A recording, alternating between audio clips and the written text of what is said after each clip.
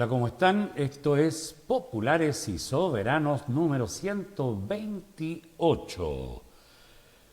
El ambiente político de esta semana está más que enrarecido, producto de robos de computadores, de acusaciones, van y vienen de ruptura de diálogo. La pregunta es cuándo ha habido diálogo a estas alturas del partido. Ya no hay nada, hay pura mala onda nomás.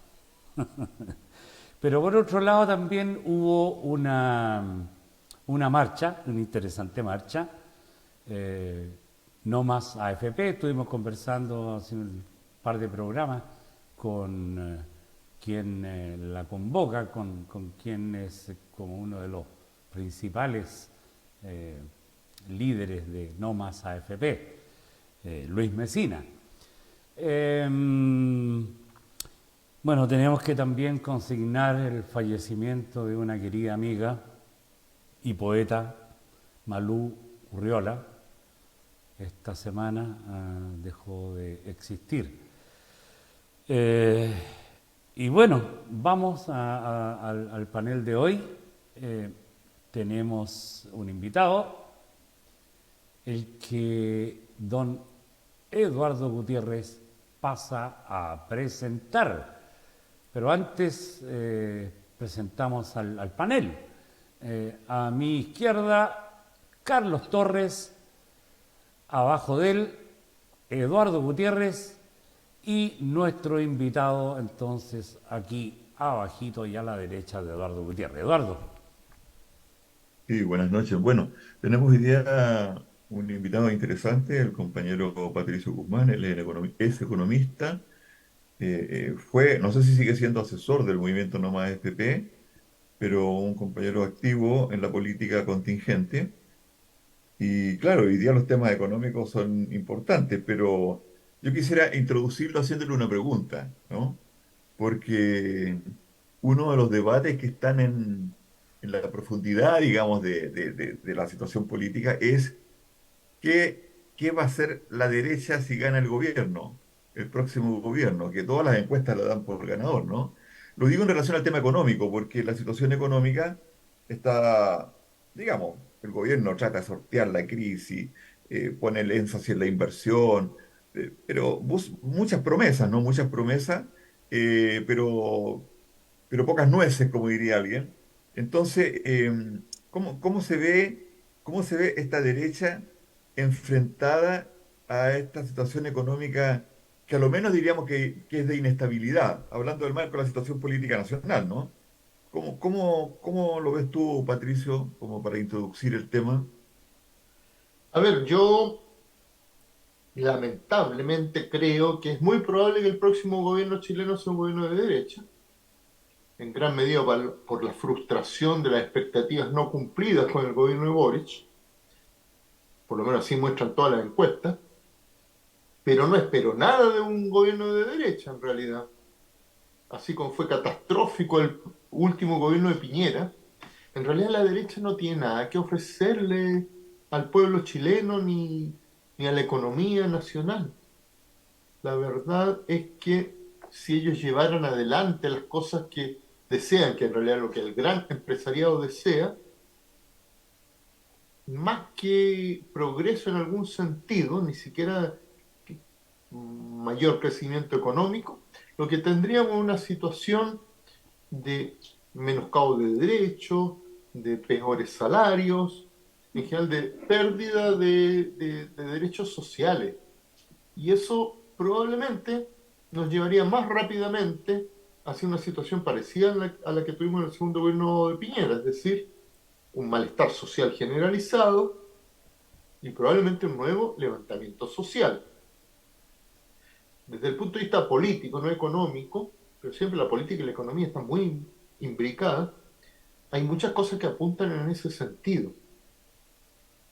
En general, la población está bastante indignada, molesta con la casta política chilena en todos sus colores y con la corrupción rampante que existe.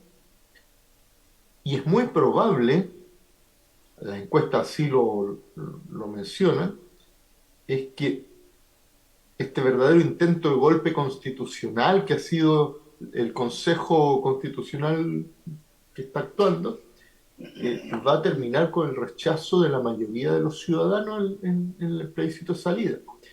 Y eso va a significar que se va a profundizar la deslegitimidad, por tanto la falta de estabilidad que siempre preocupa tanto al empresariado.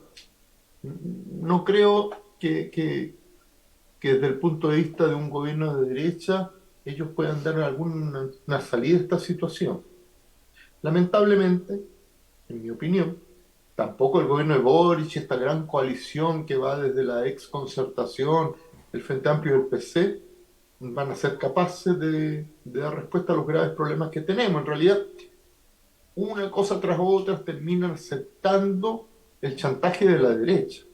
También, ya que hablábamos del tema de no más FP, de nuestra oposición al sistema de FP, que es un sistema fracasado para dar buenas pensiones, también en eso lo que hizo el gobierno es mandar un proyecto de ley, que hoy día le han retirado la urgencia de discusión, que es una cosa híbrida, que en realidad mantiene el sistema de AFP con otro nombre, por eso sacaban la AFP, porque ya no se van a llamar AFP, pero lo mantiene en el sentido de que se mantiene la capitalización individual, es decir, traspasar mes a mes el 10% de los recursos de los trabajadores a la gran empresa que puede invertir en bolsa, pero al mismo tiempo, y ese es el proyecto del gobierno, incorpora un 6% adicional que sería para un fondo solidario, reparto solidario, como era el sistema antiguo.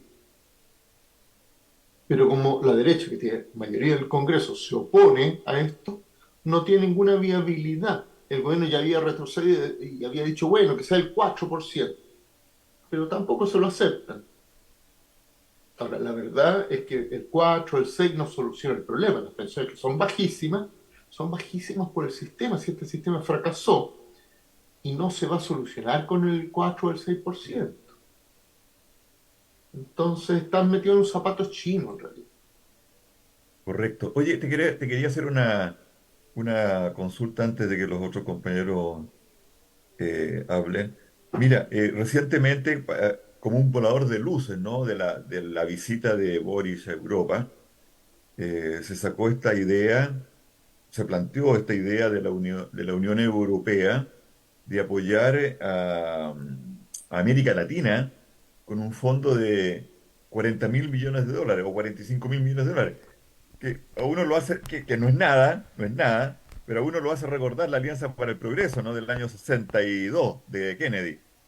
Eh, 40.000 millones de dólares no es nada. Fíjate que hay un antecedente que apareció en la semana de el fondo que se constituyó entre China, Rusia e Irán de apoyo de 400.000 millones de dólares, o sea, 10 veces esa cantidad.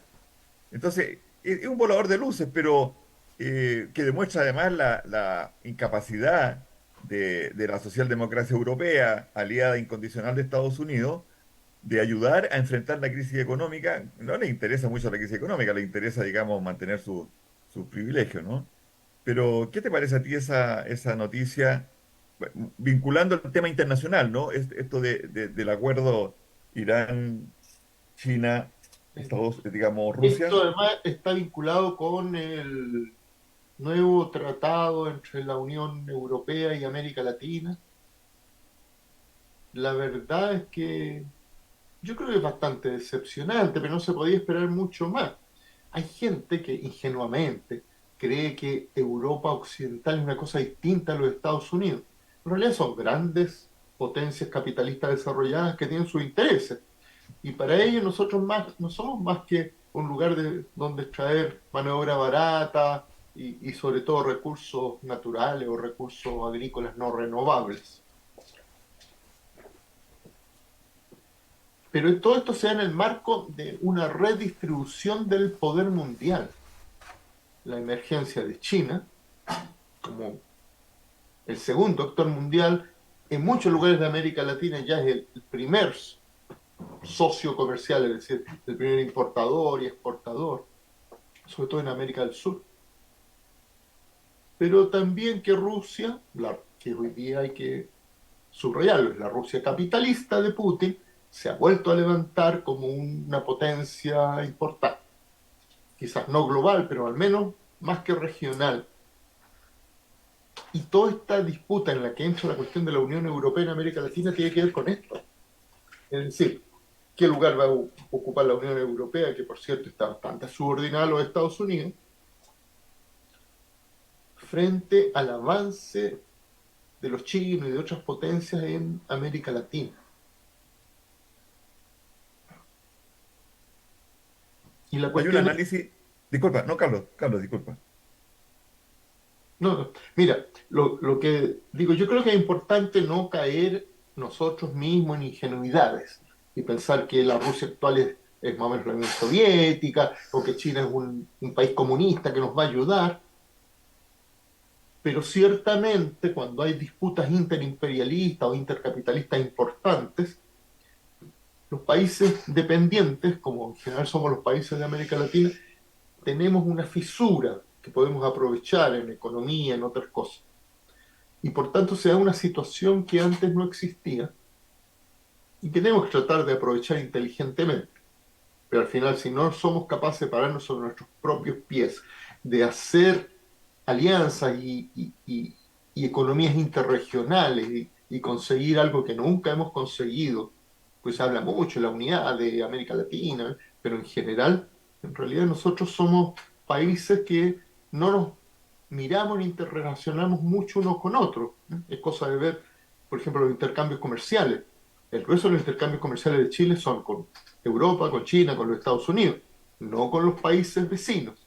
Y con algunos de ellos, y es mutuo muchas veces, por cosas, pleitos del pasado, tendemos más a buscar las diferencias que las posibles alianzas. Y para nuestras Fuerzas Armadas muchas veces pareciera que el gran enemigo es el vecino, y en realidad no, las grandes potencias que son las que realmente están ejerciendo control sobre nuestros recursos, sobre nuestra economía, sobre las inversiones.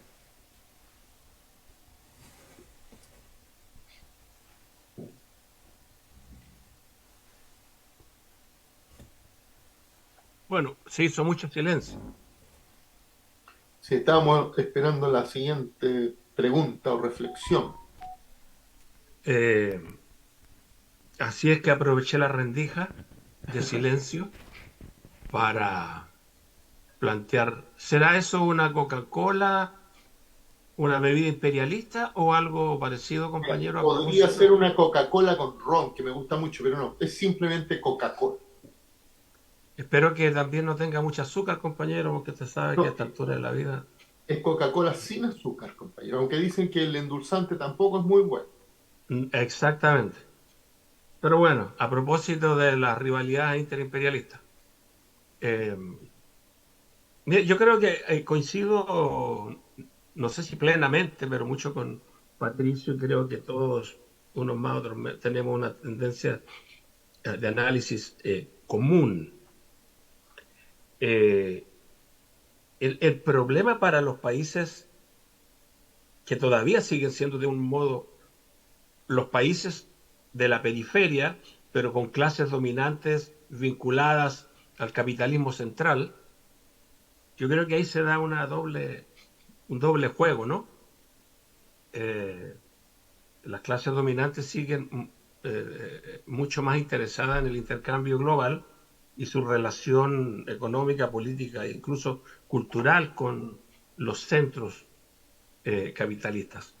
El problema que tenemos en los países del sur, en América Latina en especial, es que a- se perdió algo que está en los orígenes de Bolívar, Martí, incluso ayer bastante latinoamericanista, eh, y que después se retoma con, yo diría, con una fuerza significativa durante Chávez, que eran los intercambios sur-sur y las relaciones políticas, económicas y diplomáticas entre los países del sur, tanto en América Latina con algunos tratados nuevos, incluido el ALBA, la Alianza Bolivariana de los Pueblos, e intercambios, que se inician los intercambios, si no me equivoco, de algunos países de América Latina o se profundiza en el caso de Brasil con África, con otros países del sur, bueno, con Irán específicamente, con Rusia mismo, y se aumenta el vínculo también y el flujo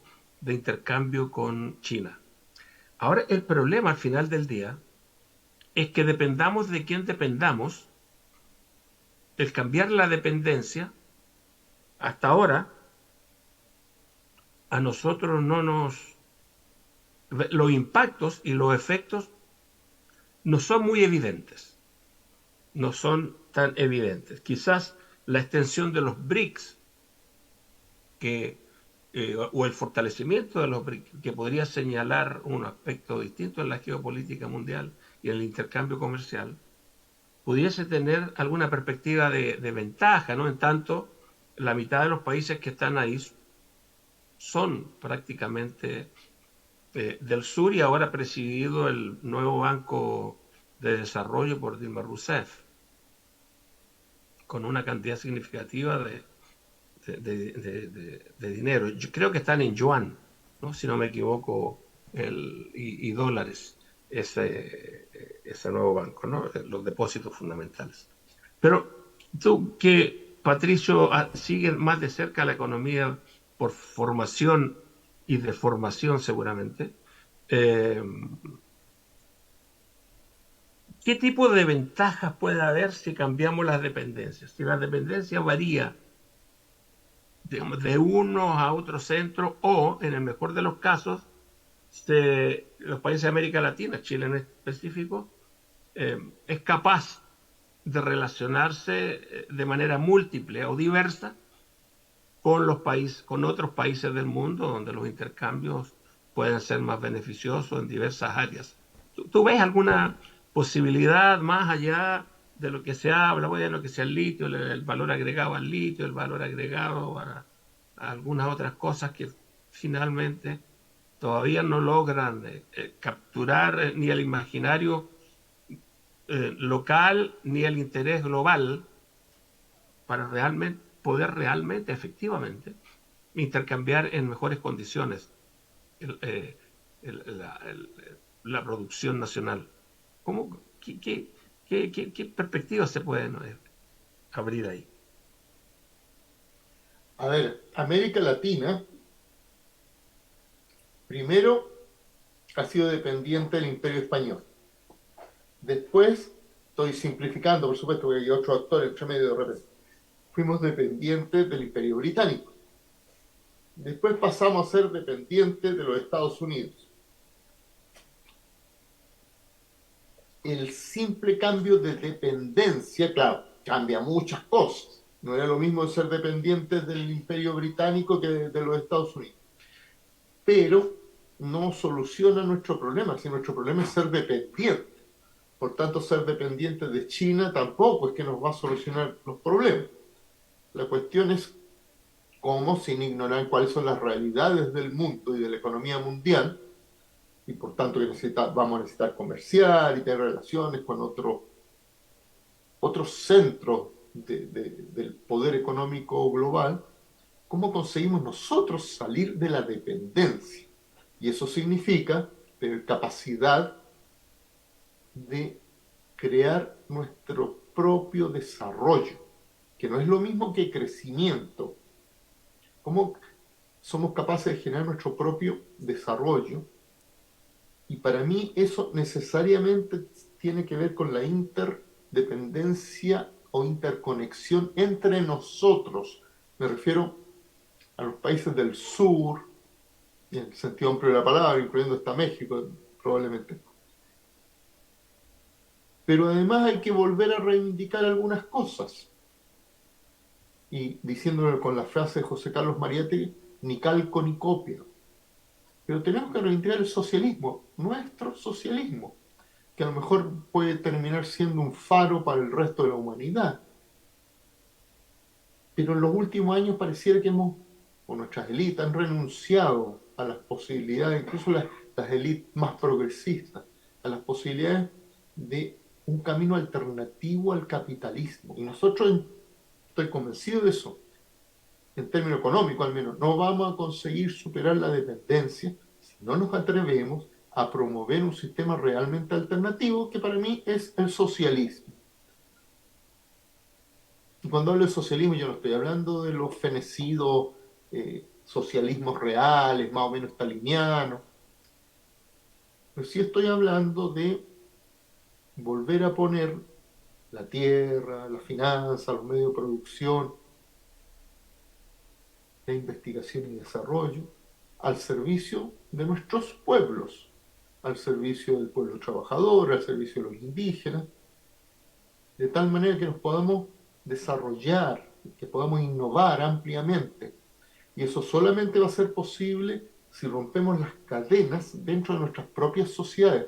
El problema de la dependencia no es solo que dependamos de otros, de otras potencias, sino que impedimos que se desarrollen plenamente las capacidades culturales y productivas de nuestro propio pueblo, de nuestra propia gente. No sé si con eso contesto a tu pregunta. Oye, mira, en relación a lo que plantea Carlos, que me parece interesante, eh, digamos, en el año de los 50 años del golpe, ¿no?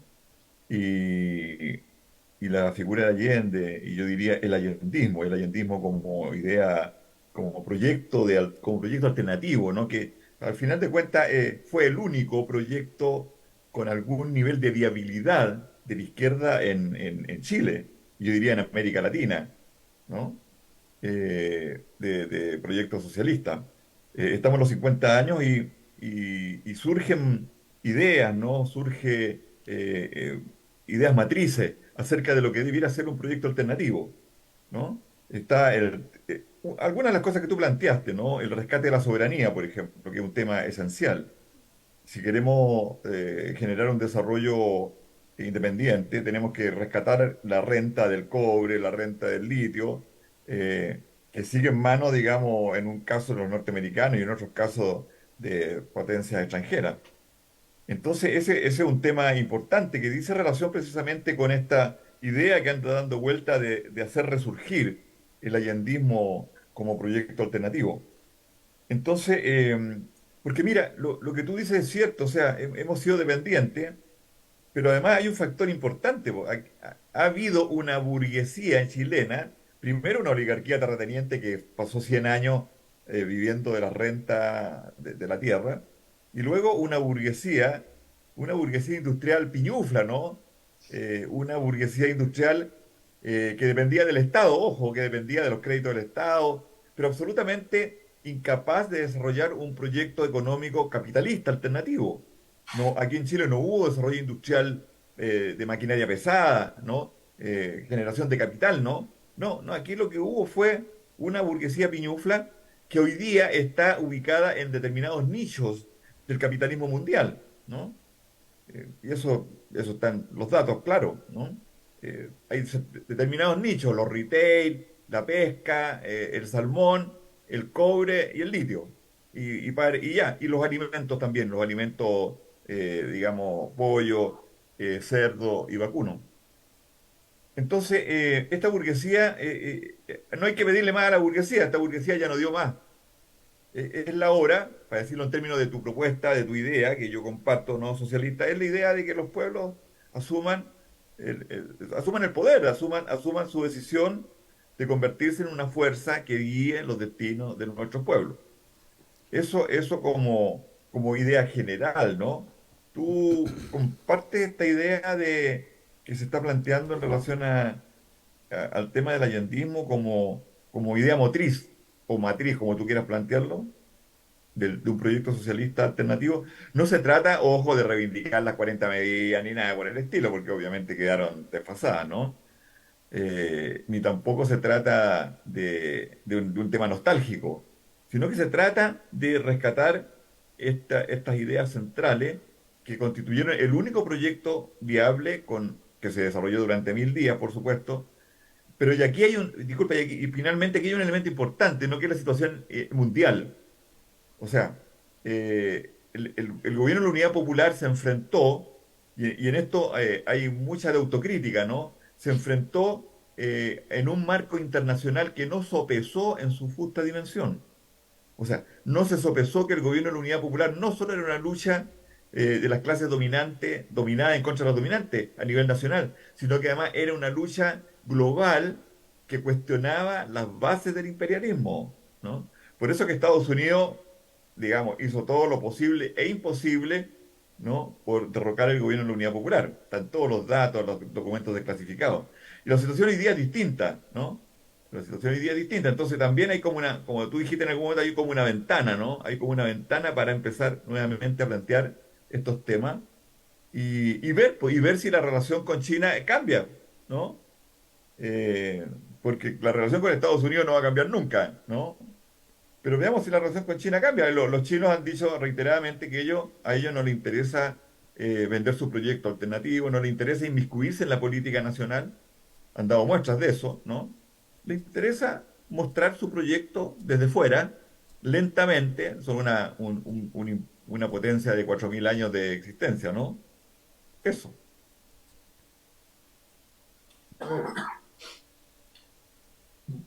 Primero sobre la cuestión de Salvador Allende y en general sobre la Unidad Popular, el significado para hoy. Es evidente que a pesar de los intentos de demonización y de olvido de todo ese periodo de la Unidad Popular, que además no se reduce solo a Salvador Allende, sino a la inmensa capacidad de autoorganización y de movilización que desplegaron las grandes masas de trabajadores, de jóvenes esos años, la figura de Salvador Allende sigue siendo una figura señera, especialmente en esta época de corruptela generalizada de la casta política. Me pareciera que es un personaje evidentemente de otro tipo. Eso es una cosa. Lo otro es que es evidente que no estamos en el mismo periodo. Como tú bien decías, el periodo que se dio el gobierno de la Unidad Popular es un periodo de enfrentamiento, de guerra fría entre el bloque hegemonizado por la Unión Soviética, aunque había otras cosas ya por entonces, como China, y el bloque hegemonizado por los Estados Unidos, el bloque occidental que se suele llamar. Y se suele decir, cuando se hacen las supuestas autocríticas desde la también supuesta izquierda, en realidad hay que hablar en Chile de izquierdas, no es una izquierda, que la izquierda chilena debería hacerse una autocrítica, que fuimos muy rápido, que no tomamos en cuenta muchos factores. Evidentemente, los errores cometidos fueron enormes, pero no porque fuéramos muy rápidos. Si ustedes piensan, antes de que Salvador Allende asumiera la presidencia, había empezado la operación para impedir que asumiera y derribarlo posteriormente.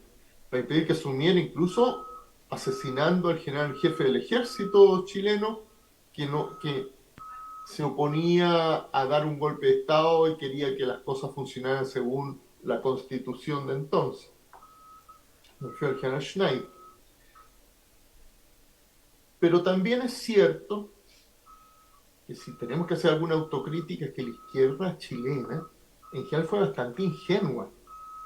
Pensaba la mayoría de la izquierda chilena, no todos por supuesto, que este era un problema de maniobra, de maniobrar con los enemigos.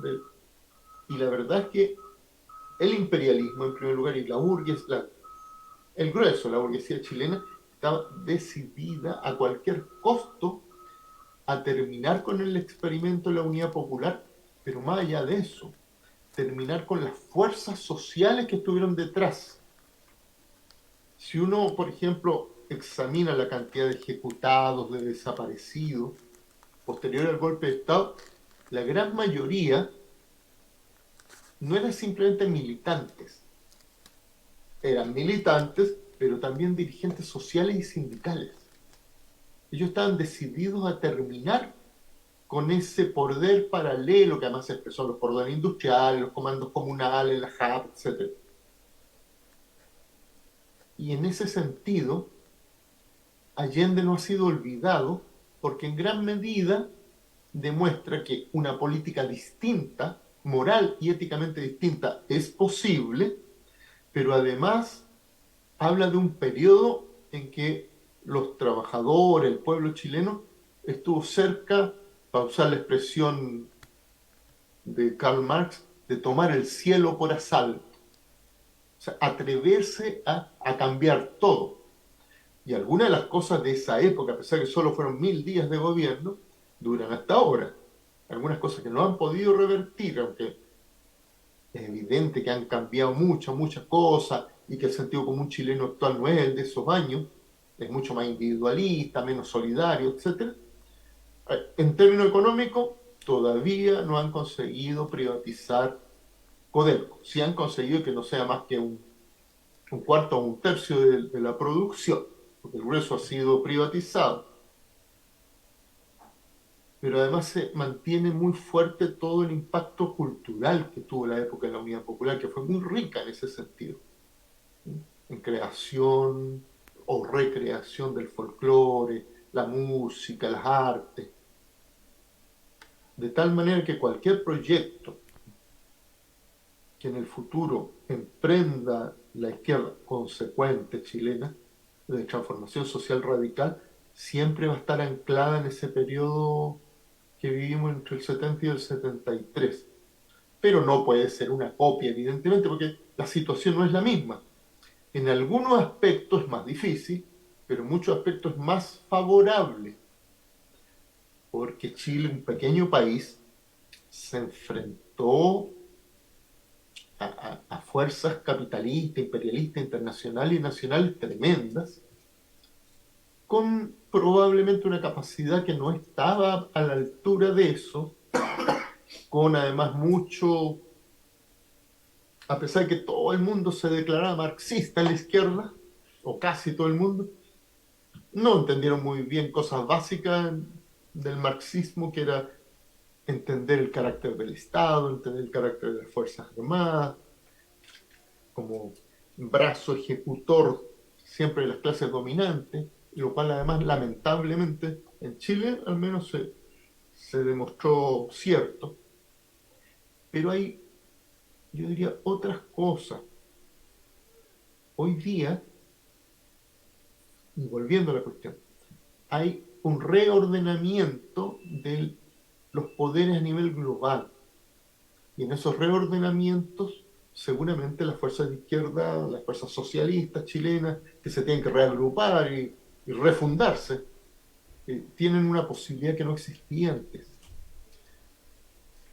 Nunca en ningún país del mundo ha habido una revolución triunfante que no sea capaz de explotar las fisuras entre las potencias dominantes, en mayor o menor medida. La revolución rusa, la revolución china, la revolución cubana, todas ellas explotaron fisuras. En el caso chileno de la Unidad Popular, además hubo una cosa dramática, que es que había un acuerdo que se selló hacia el final de la Segunda Guerra Mundial entre el bloque del campo socialista, o así llamado en esa época, y el bloque imperialista occidental, que fueron los pactos de Yalta y Potsdam, en que el mundo quedó dividido.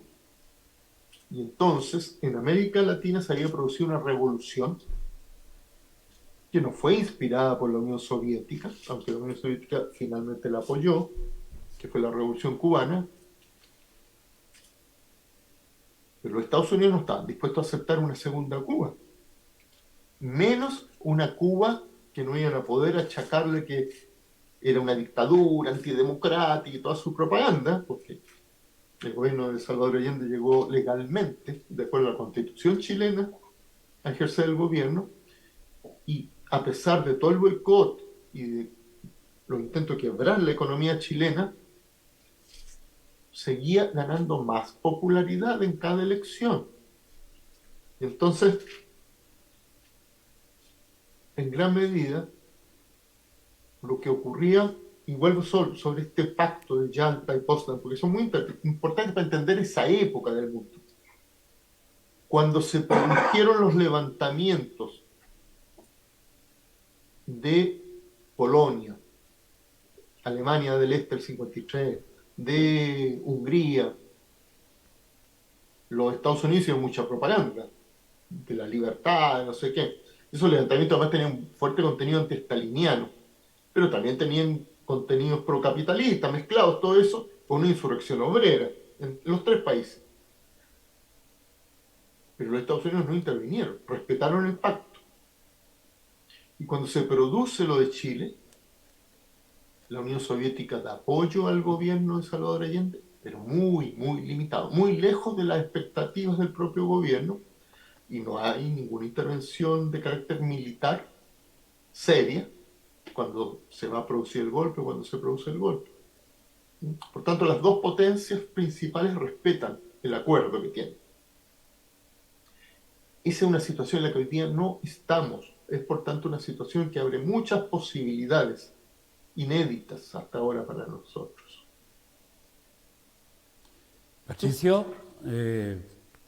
hola. Tú hablas de la poca posibilidad, digamos, de que se produzca un fenómeno de masas que se pronuncie respecto de la situación de dominación de, vamos a decir, de 8 familias acá en Chile. ¿Por qué estaría pasando, digamos, esa situación para revertirse? Porque hoy día, digamos, cualquiera que hace una lectura así simplona del paisaje dice, ¿con qué ropa? ¿Por dónde? ¿Por dónde podría abrirse la brecha para que se den esas condiciones favorables de las que tú hablas?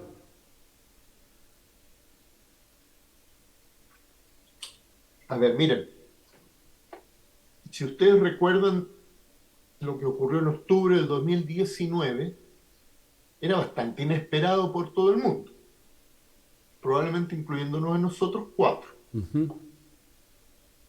Desde luego, para nuestra élite y casta política y clases dominantes, que creían que esto era un oasis de estabilidad. De hecho, está esa ridícula entrevista de Piñera en que dice eso, este es un oasis.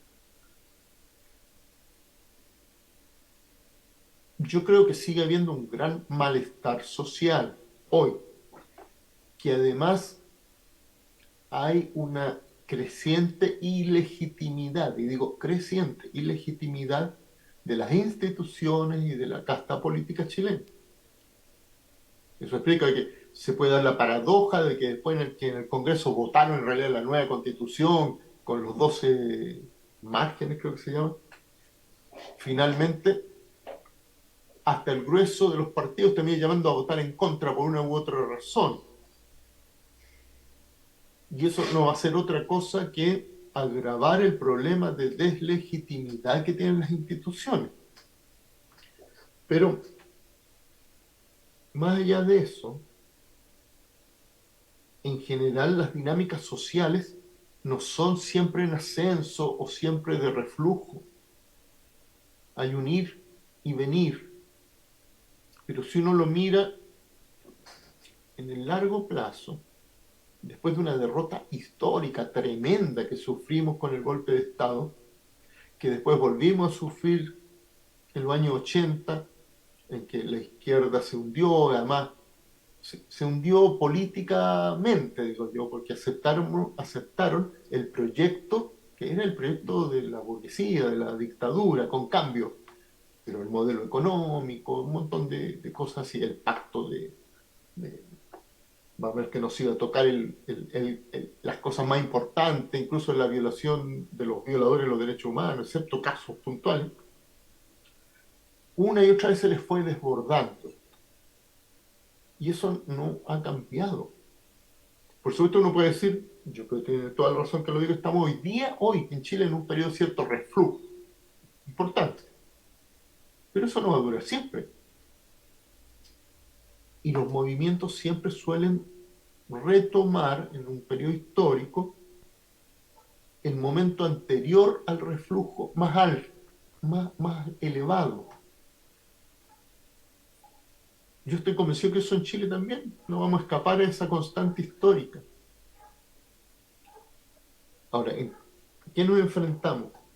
Que no es suficiente que la gente esté molesta, que tenga ira, que quiera una nueva cosa. Además estamos enfrentando la tormenta perfecta, problemas medioambientales, problemas políticos, problemas económicos, problemas sociales, sino que siempre es necesario que haya una fuerza o fuerzas en plural de tipo político-social que tengan un proyecto, que impulsen hacia algún punto de ruptura, que es lo que evidentemente faltó en el 2019. Yo creo que esta idea de que los partidos o el partido es el que va a dirigir todo, evidentemente, al menos en nuestra realidad eso no se da.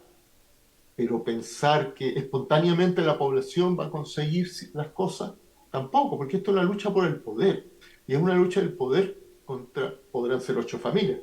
En realidad es más que 8 familias. Es una clase económica, social dominante, que ha impuesto además un sentido común, que controla los medios de prensa, la comunicación. No es tan fácil, porque si fueran 8 familias, les decimos, mire, ¿sabe qué? Los vamos a tratar re bien, se van a ir al exilio dorado. Pero no es así de sencillo. Pero también creo que no hay que ser pesimista, y aunque todos a veces podemos pecar de pesimismo durante algún tiempo, sino que a pesar de las expectativas incumplidas con el gobierno de Boric, en que tanta gente puso esperanza, es muy probable que el próximo gobierno sea un gobierno más reaccionario, sin duda, pero no tienen una salida. Y por tanto, se abre un ancho camino para que resurja una izquierda consecuente. Y cuando digo consecuente, es consecuente con un proyecto de transformación social importante, radical. Muchas de las cosas yo mismo no sé cómo van a ser, si no soy un pitonizo, un adivino. Y espero que, como les decía antes, este adagio de José Carlos Mariátegui se cumpla. Ni calco ni copia, sino creación heroica, la nuestra, la propia. Y América Latina, Chile, puede ser un faro para muchos otros pueblos. Claro, mira, las redes sociales, yo creo que muchos le ponen hartas fichas, digamos, a las redes sociales. Ya vimos, digamos, que en las redes sociales también se produce un caos, una especie de torre de Babel. Entonces, no es tan fácil, digamos, dejarle a las redes sociales como que la responsabilidad de aglomerar al pueblo, ¿no? Entonces, yo creo que tú tocaste un poco el tema con los medios de comunicación. Es importantísimo el punto este de los medios de comunicación y el modo de hacer una conducción política al proceso a través de medios creíbles, porque además las redes sociales caen en esta cuestión, digamos, de las que ahora les llaman las fake, ¿no es cierto? Las fake news, que distorsionan bastante, digamos, las realidades y entre medio también un poco los conceptos. Pero sí, me parece muy aterrizado tu idea. Mira, el problema de la comunicación, más allá de las redes sociales, la comunicación en general, es que nuestros adversarios la tienen controlada, básicamente. Sí, claro.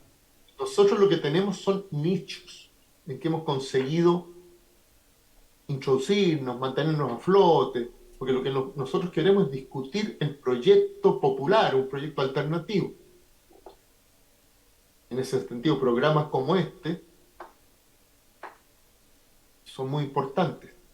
Hay muchos otros, pero nunca va a ser suficiente mientras no seamos capaces de disputar, aunque sea en un espacio menor, pero disputar a las grandes empresas de la comunicación, vinculadas claramente con los grupos de la gran burguesía en Chile, los medios que llegan al gran pueblo trabajador, al pueblo pobre. que en términos de consumidor para el avisaje no es gran cosa, pero en términos de opinión masiva sí son. Por ejemplo, cuando se dio la discusión sobre el proyecto de constitución pasada, ampliamente derrotada, la televisión abierta era el principal medio de comunicación del grueso de la gente pobre, que se volcó a votar, basado en muchas mentiras, muchas opiniones que no habían sido suficientemente discutidas, y no estoy diciendo que el proyecto fuera otra discusión, que fuera tan estupendo, pero al final ninguna manipulación puede superar en el largo plazo a la realidad. Y la realidad es que este sistema que vivimos, este modelo que vivimos, no da respuesta ni a las necesidades ni a las expectativas de la gente. Cuando digo ni a las necesidades ni a las expectativas, me refiero a que la gente tiene necesidades, pero además hay expectativas. La expectativa en el mundo que nosotros vivimos tiene mucho que ver con el consumo. Pero el consumo es una promesa mentirosa para el grueso de la gente. Porque además, en un mundo finito, tú no puedes prometer que va a haber una tremenda capacidad de consumo al grueso de la población humana, porque eso no es posible simplemente, porque los medios no dan para eso. Y entonces es una gran mentira. Pero,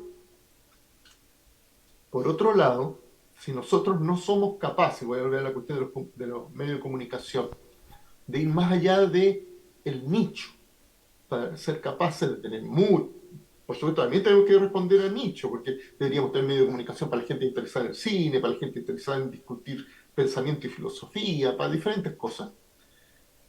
Pero también tenemos que tener la capacidad, y para eso solo se puede conseguir mediante la colaboración, de crear grandes medios que sean capaces de competir, por ejemplo, con los canales de televisión.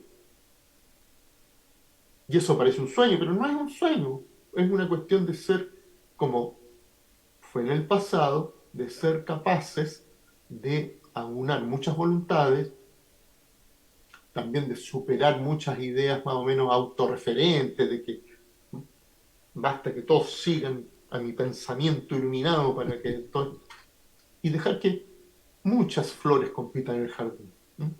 Este no va a ser nunca un jardín de una sola flor, eso no va a ser la solución. Pero sí, si somos capaces de aunar muchas voluntades distintas, vamos a ser capaces de competir con un adversario que es muy poderoso, pero que al mismo tiempo es débil, feble, porque nunca va a dar respuesta a las expectativas que ellos mismos han levantado. O sea, cuando continuamente te bombardean con publicidad, que tú vas a vivir feliz porque te vas a comprar, perdón, un auto, para el cual la mayoría de la gente no tiene poder adquisitivo. Pero no es solo que te vas a comprar el auto, sino que al comprarte el auto vas a comprar el éxito, con una mujer hermosa que está al lado del auto, que más o menos te venden eso. Y eso no es posible, lo único que genera es mucha frustración. Oye, compañero, Eso nosotros podemos... hay que precisar eso. Yo sé que estamos entre hombres, eh, entonces tú estás hablando, Los autos se los esto, venden a los hombres, y por eso fijo que todas las son mujeres. especifica eso, que los grandes consumidores de autos son hombres que se creen triunfadores detrás del volante para subir a quien quieran subir, ¿no?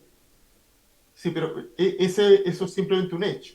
Casi todos los grandes modelos de autos caros los venden, yo creo que suponen, y probablemente está basado en su estudio, de que es un hombre el que va a comprar. Entonces los venden poniendo una modelo hermosa. No tiene nada que ver, porque tú vas a comprar el auto, no vas a comprar una mujer.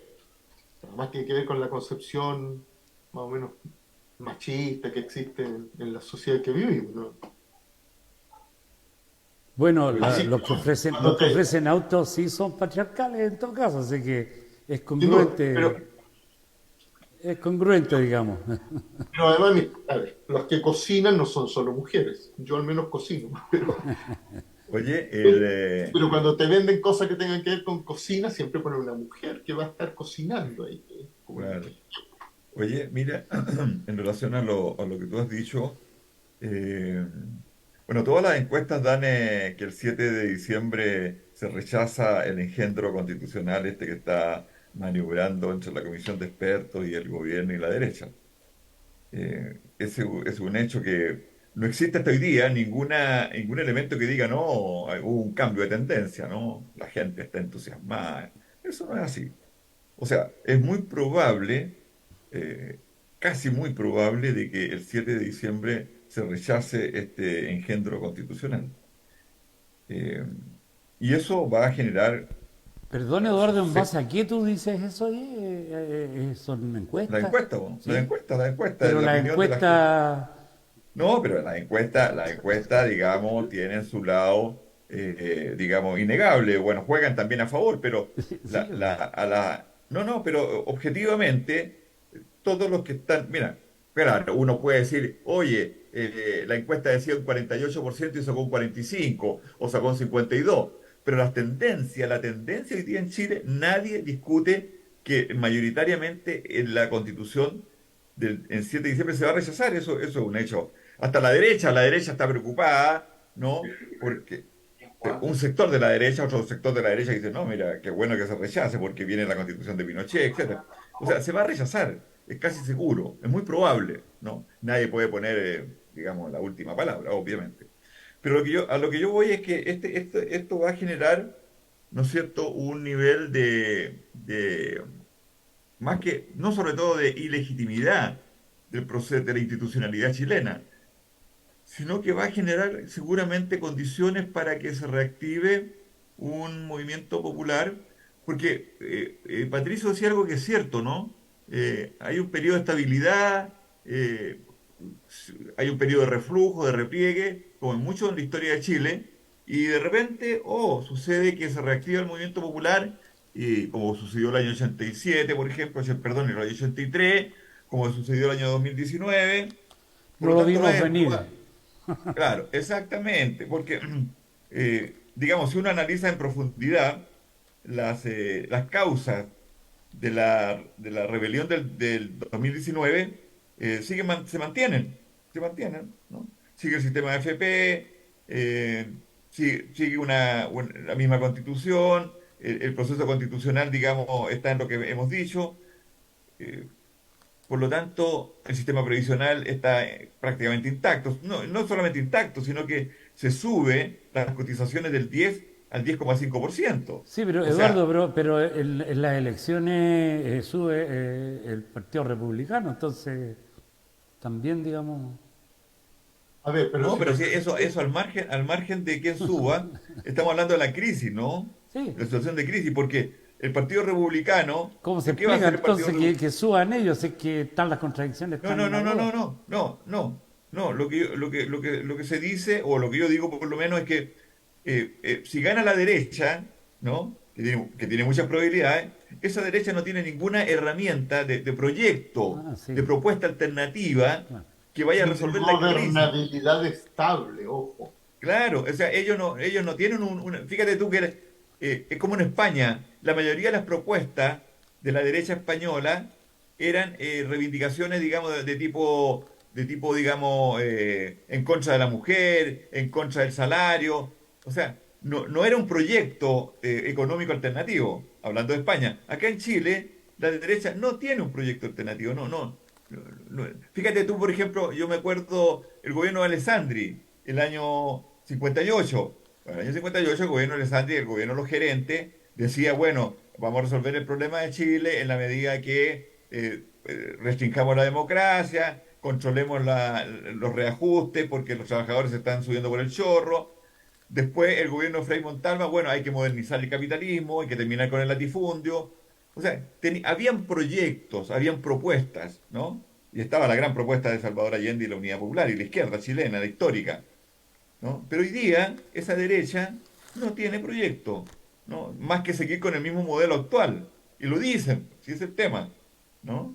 No están mostrando. O sea, a ver, podrían decir, claro, el gobierno de Boris apunta a que su proyecto es la socialdemocracia, ¿no? Pero, ¿qué tipo de socialdemocracia sin estado de bienestar? Entonces, ¿te fijas? Entonces, la derecha no tiene un proyecto que la gente diga, sí, por aquí va la cosa. Cuando salió Piñera, ¿cuál era el sentido común de la gente? Bueno, Piñera es un millonario, él no va a venir a robar, va a ser más grande Chile, va a ser mejor economía. Se equivocaron rotundamente, por supuesto, pero esa era la idea. No había un proyecto alternativo. El proyecto de Ricardo Lago Escobar era crecimiento con igualdad. Menos, no hubo crecimiento y tampoco hubo igualdad. A eso es lo que yo voy. La derecha no tiene proyecto y ese es su talón de Aquiles. Mira, yo quiero Está bien, está bien, hablar de está dos o bien. tres cosas. A mí, Déjame decir algo. déjeme entrar porque Vamos no he tenido espacio. Carlito. No he tenido espacio, así es que estoy metiendo los codos para poder hacerme espacio. Eh, Compañeros, aunque la derecha no tenga proyecto, de todos modos gana plebiscito y gana elecciones. Ya no, la cuestión no pasa solamente por tener o no tener proyecto. La derecha hace promesas. La derecha le presenta a la gente el espejismo neoliberal y la gente vota por la derecha. La gente explota las debilidades de la izquierda institucional, que cae en la misma dinámica histórica conocida en el sistema político y con errores innecesarios, producto de factores que ya conocemos, no es tan solo juventud, también hay incapacidad. La derecha logra posicionarse en el escenario político sin tener que recurrir a un programa, sin tener que recurrir a un nuevo proyecto. Es más, ellos están disponibles y dispuestos a seguir sacándole caldo al espejismo neoliberal. Y la gente en general, los que votan, sé que suena feo decirlo, pero se compra ese sueño, esa fantasía. La gente se lo compra y le tiene temor a los proyectos de izquierda, le tiene temor al aborto, le tiene temor a los derechos de los pueblos indígenas, le tiene temor a que, aunque un fantasma que han explotado la derecha desde los tiempos incluso de Frei y Allende, por supuesto, que les van a quitar el segundo auto, la segunda casa, y todo esto. La El derecha veraneo, ha Carlito, logrado, el veraneo. Yo lo el veo, veraneo, la derecha aquí lo ha veo seguido. logrado establecer su proyecto de reducción social para hacerlo y lo hace extensivo al resto de la sociedad. La derecha no gana tan solo con campañas del terror, también lo hace. No gana tan solo con la fake news, también lo hace. Pero también lo hace producto de nuestras incapacidades, no tan solo en relación a los medios de comunicación, sino que a los Y errores y ciertos las arraigos debilidades también, propias. Carlito, el arraigo a la Eh, bandera, Claro, a la claro. Sí, religión. sí, sí. El sentido común conservador, tradicional, patriarcal, colonizado, todavía logra imponerse en la sociedad chilena. Mira, miren, miremos bien, podemos discutir y no nos vamos a poner de acuerdo acerca de los problemas identitarios del proyecto constitucional que fue derrotado en septiembre del año pasado, pero era el mejor proyecto constitucional que se lo había ofrecido a la sociedad chilena en toda su historia. Era la mejor propuesta para cambiar de rumbo sin necesariamente salir del capitalismo.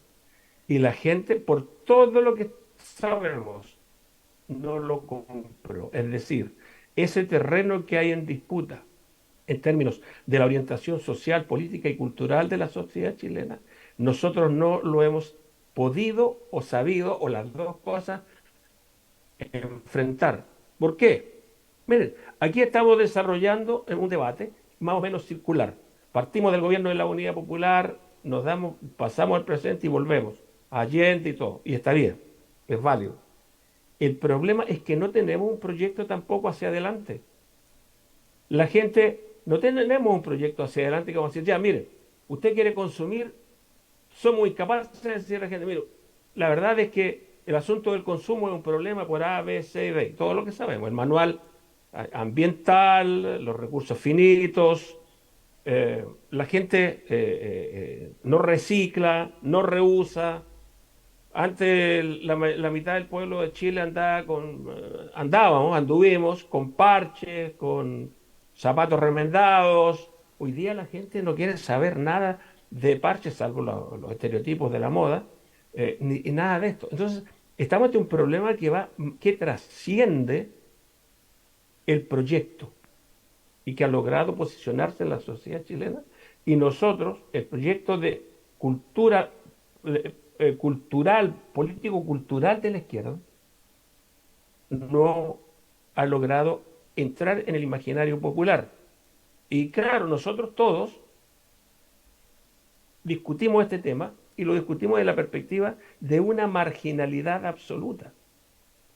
Y si entramos a nuestra marginalidad, eh, estuve participando en torno a la detención y desaparición de la dirección clandestina del PS en actividades tanto en Villa Grimaldi como en la Sociedad de Escritores de Chile. Y la verdad es que incluso en esos pequeños nichos donde podríamos decir, bueno, aquí somos todos compañeros, somos todos similares, somos todos parecidos, las contradicciones y las diferencias que se plantean y las brechas que hay son abrumantes. Y hay posiciones y discursos de buenas palabras y de buenas intenciones, pero al final volvemos a algo que por ahí Patricio mencionaba, ¿no? Los egos y las vanidades son del tamaño del modelo. Entonces, el que no es jefe de algo, el que no es, o sea, todas estas búsquedas incluso de acuerdos unitarios dentro de la izquierda parte con el prurito. Bueno, nosotros queremos ser parte de la dirección porque tenemos con nosotros una cantidad de compañeros y compañeras que nos respaldan y bla, bla, bla. Y exigimos dentro de la dirección de cualquier entidad, de cualquier proyecto de nueva organización u orgánica, como le denominan también, tener representación porque nosotros representamos cosas. Pero resulta que en nuestra izquierda, marginalizada por el modelo y también por nuestros, yo diría, vacíos y debilidades, no hemos logrado ponernos de acuerdo en algo que sí deberíamos tener, que es por lo menos un programa de lucha por los cambios. Un programa simple de lucha por los cambios. Carlito, permíteme, yo creo que también marginalizada por los mismos compañeros, por algunos compañeros. Eso, no, pero sí dije eso, dije ya, tanto por el modelo y también por nuestras propias prácticas y errores y todo lo demás. Incluso por nuestra misma izquierda. Yo discuto esto a menudo, pero la verdad es que, como dicen acá en Chile, no me pescan. Hablamos de discutir, bueno, sur-sur, América Latina, los intercambios comerciales, lo conversábamos con Patricio, pero resulta que nuestras diferencias ideológicas, teóricas, son mayoritariamente europeas que ni a los europeos le han servido para liberarse del capitalismo.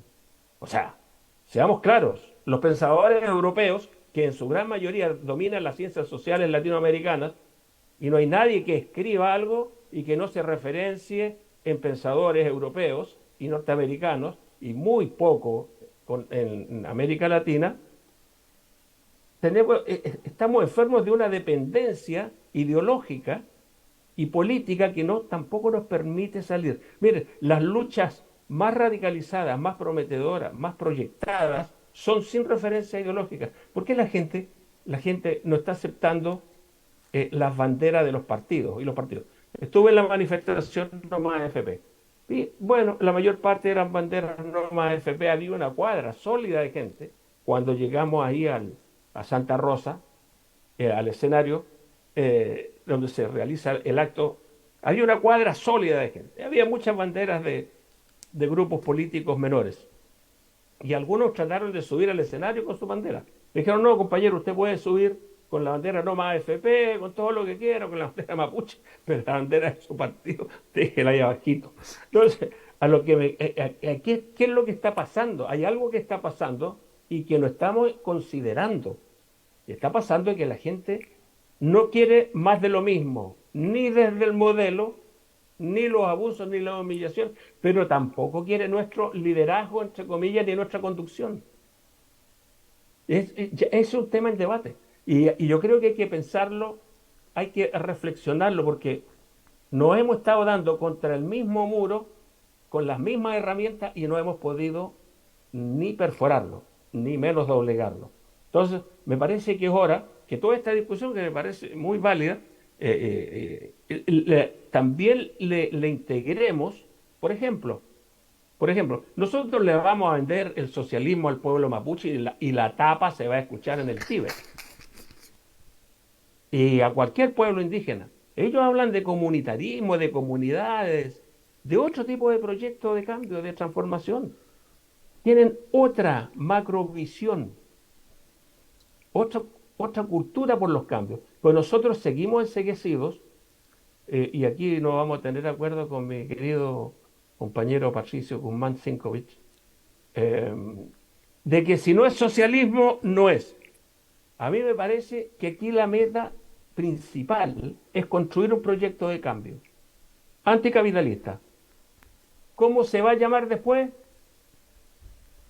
Tal vez lo definamos en el camino, pero empecemos a andar juntos primero. Empecemos a caminar juntos primero. Después vemos cómo se va a denominar. Miren, hoy día en ninguno de los procesos de lucha y de cambio o de resistencia al capitalismo en el mundo, salvo por allá en un país africano que se me olvidó, que se me olvida, donde el partido en el gobierno es de carácter maoísta, es de carácter maoísta. Hay uno solo, hay uno solo. Y que se reafirma en el maoísmo que conocemos, ¿no?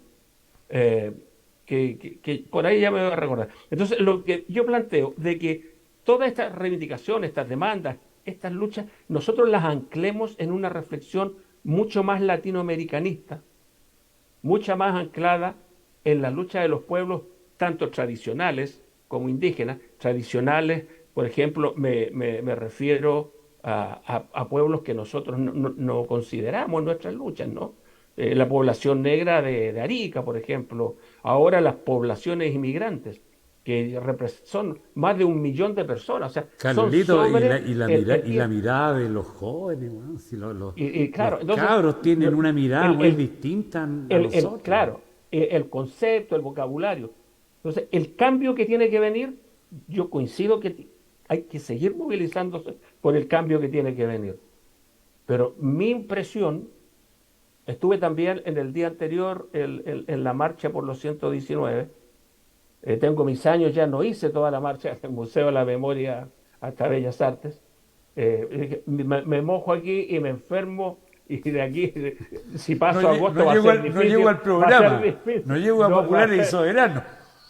no va a ser difícil que pase agosto, así que hice una parte de la marcha acompañando a los compañeros familiares y camaradas de los 119, lista en el cual también tengo amigos del alma.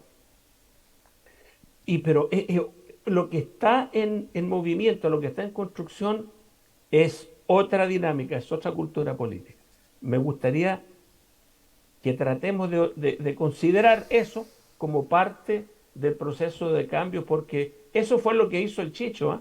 Salvador Allende tenía un lenguaje, un léxico, una visión que rompía con muchos esquemas. Y también en algunos sectores de la izquierda no tradicional. Y yo apelo a que nos reencontremos con esa búsqueda de que, si bien hay algunas continuidades con respecto a nuestro posicionamiento histórico, tiene que haber muchas rupturas, de modo tal que le demos el palo, no voy a decir al gato porque hay que ser animalista también, le demos el palo a la derecha como corresponde. Si no, vamos a estar aquí, como no vamos a llegar al segundo 50 aniversario del golpe de Estado, ninguno de nosotros, 5 o 10 más, años más tal vez, vamos a estar con lo mismo, ¿ah? La verdad, compañeros, queridos, es que yo me temo que vamos a seguir con ese debate circular que no tiene salida.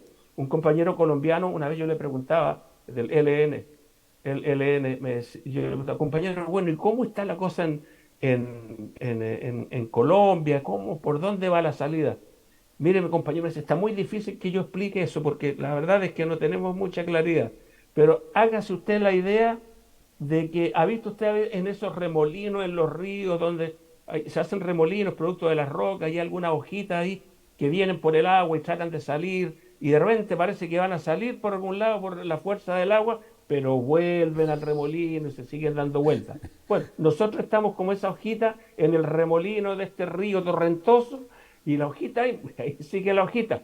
Yo creo que para poder salir del remolino en el que estamos, porque nuestro remolino también es ancestral desde el punto de vista ideológico, tenemos que hacer esfuerzos para renovar radical, incluso revolucionariamente, nuestro pensamiento. Desremolinar el concepto. Ya, buena, Carlito. Eduardo. Disculpa, Raúl.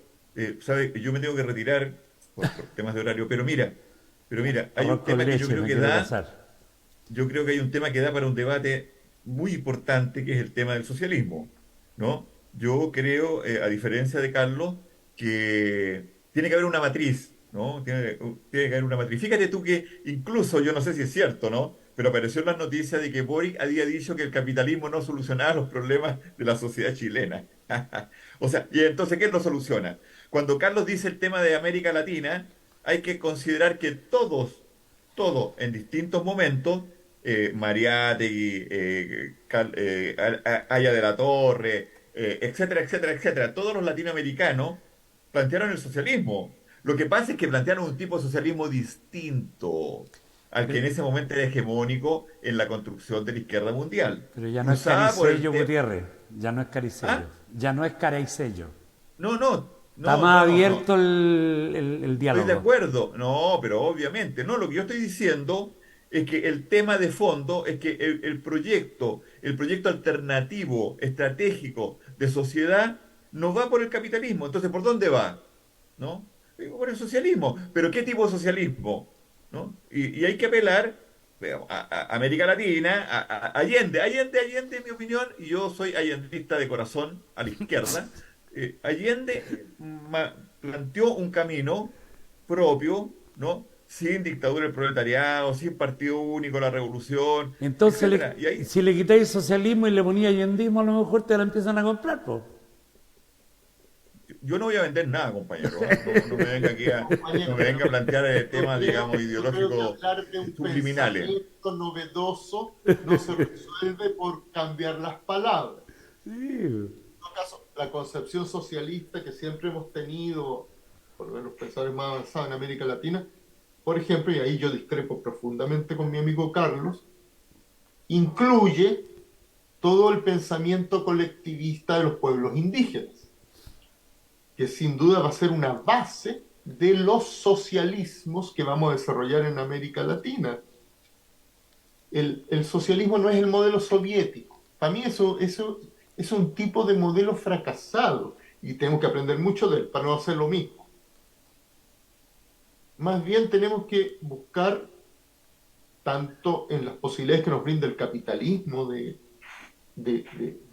vida colectiva, de vida asociativa, como lo que viene de nuestras raíces más antiguas, que tiene mucho que ver con los pueblos indígenas y también con los pueblos africanos traspasados a este continente, de colectivismo, de cómo hacer las cosas desde la solidaridad, desde la colaboración.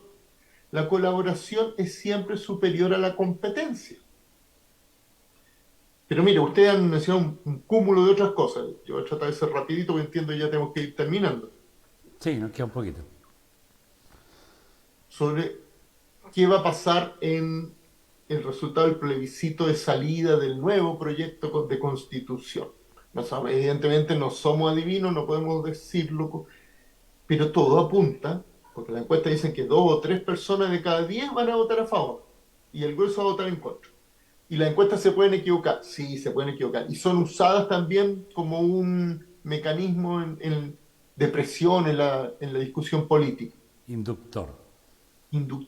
Pero en general tampoco tenemos que engañarnos, porque decimos mucho eso cuando las encuestas no están a nuestro favor. Sobre todo a medida que se aproxima el momento decisivo de la elección, las encuestas se van aproximando más y más hacia cuál va a ser el resultado verdadero. Tiene que ver incluso con cuestiones de prestigio de las encuestadoras, y por supuesto hay algunas que son más confiables que otras.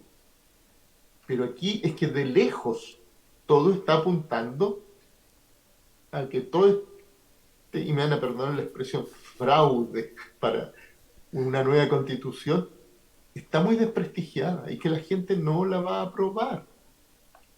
Después podemos sacar las conclusiones para dónde va a ir eso. Es cierto que el Partido Republicano ha avanzado mucho, tiene muchos votos, pero se los ha quitado básicamente a otros sectores de la derecha, que ha retrocedido, pero además hay otro factor. El Partido Republicano, para muchos de sus votantes, que son ideológicos como nosotros, es un partido de protesta. No será el tipo de protesta que a nosotros nos gusta, pero no es un partido que aparezca, no si es de verdad, pero que aparezca para la gente como un partido del orden, del sistema, del establishment. Por tanto, salvo que los republicanos estuvieran de verdad arrancando nuevos sectores del electorado que hasta ahora no ha pasado, podría pasar en el futuro, pero hasta ahora no ha pasado, no hay un fortalecimiento de la derecha. Lo que hay es un fraccionamiento y que hay un partido que en realidad es como la vieja UDI, más dura, ¿sí?, que intenta tener la hegemonía en ese sector. Es cierto que la burguesía para ganar elecciones no necesita, o sus fuerzas políticas no necesitan tener un proyecto. Pero ojo, lo que vimos hoy día era el proyecto de la burguesía y de la reacción en Chile. El proyecto neoliberal, que empezó con el ladrillo en la época de Jorge Alessandri, con los Chicago Boys. No era simplemente una reacción. La izquierda chilena siempre tuvo la tendencia a decir que más o menos los de la derecha eran estúpidos. Sí, está lleno de gente estúpida, pero también tienen pensadores, también tienen economistas, también tienen ideólogos. Y ellos tenían un proyecto.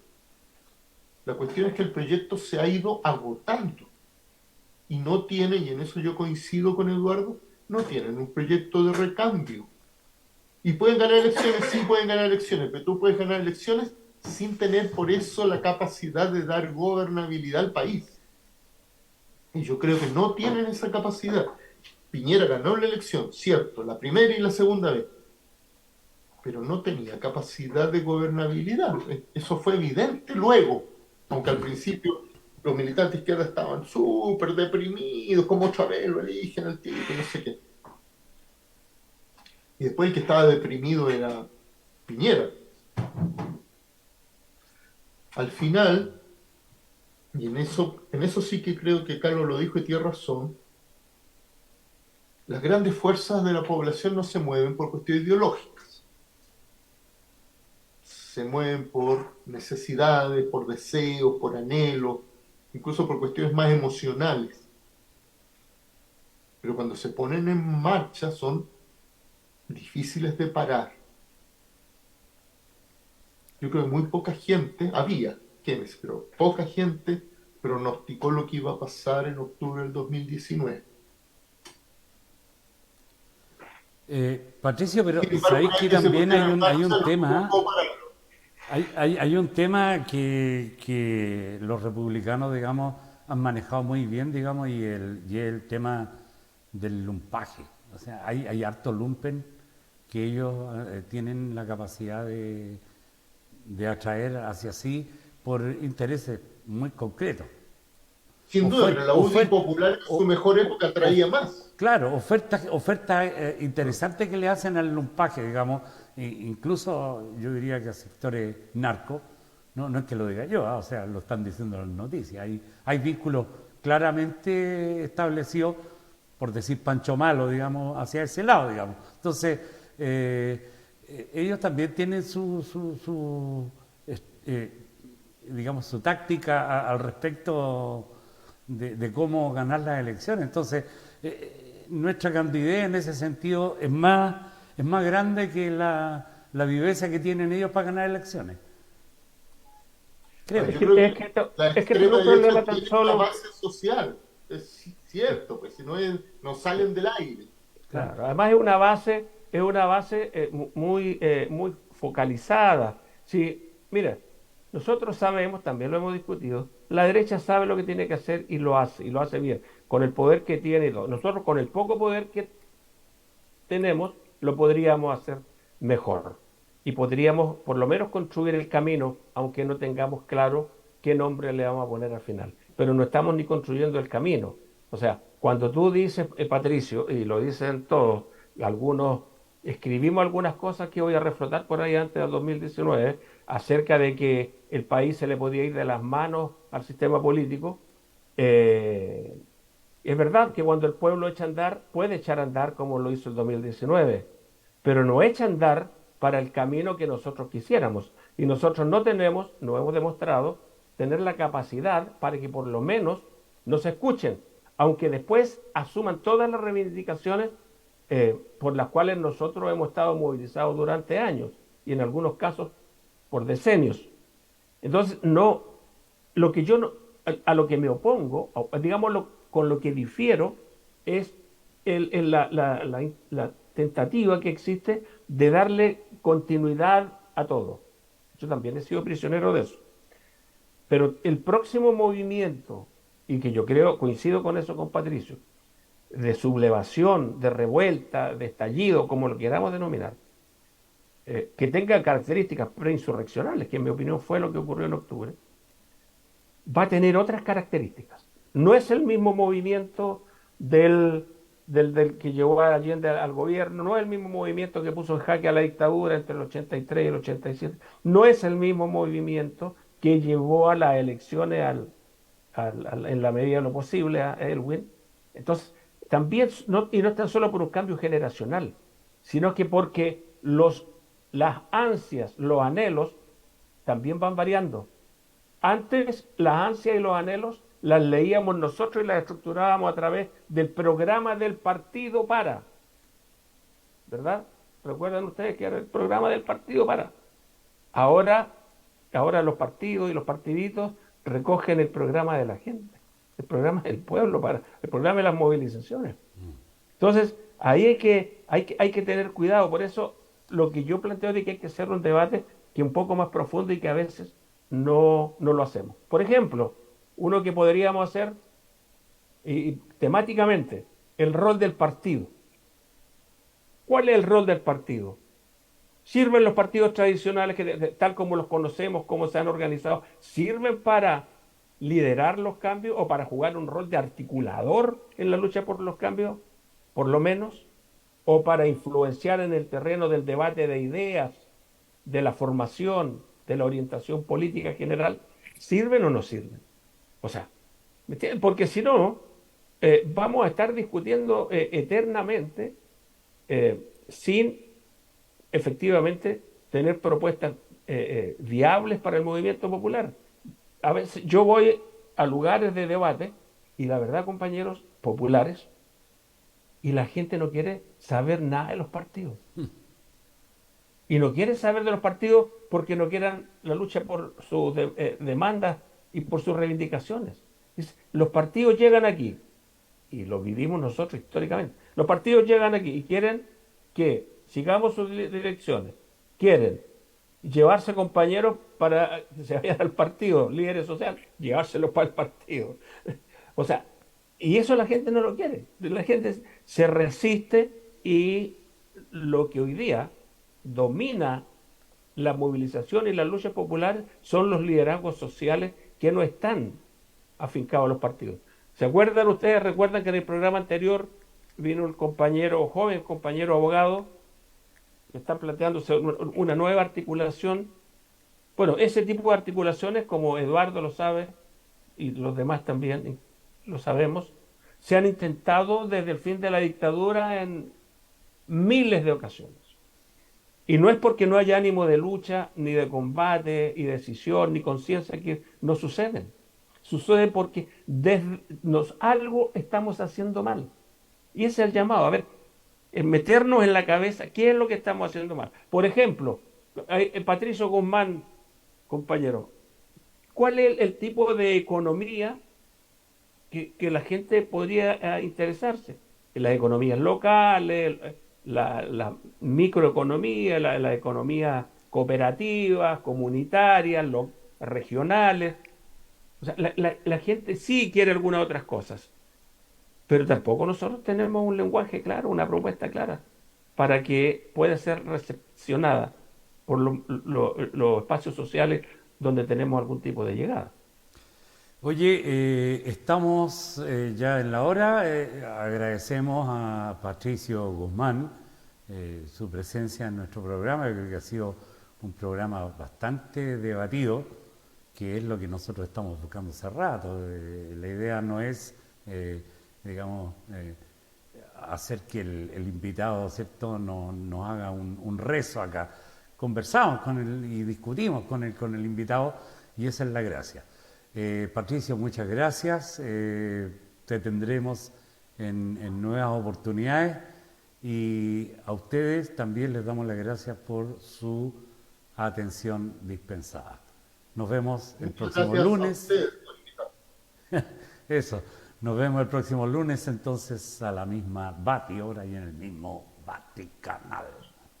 Buenas noches, compañeros. Buenas noches, camaradas. Camaradas.